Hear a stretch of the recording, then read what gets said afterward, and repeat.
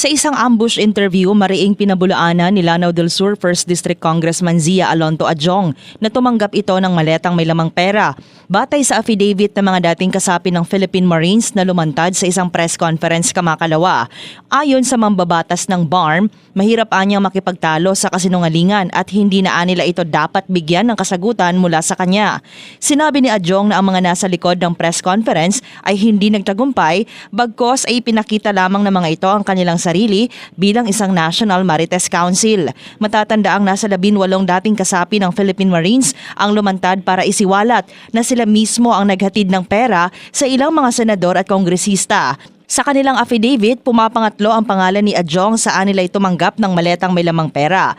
Nanindigan ng mga dating Marines na sila ay nag-deliver ng humigit kumulang 805 billion pesos na male-maletang pera para sa ilang politiko na ayon sa kanila ay utos ni Congressman Martin Romualdez at Pangulong Bongbong Marcos Jr.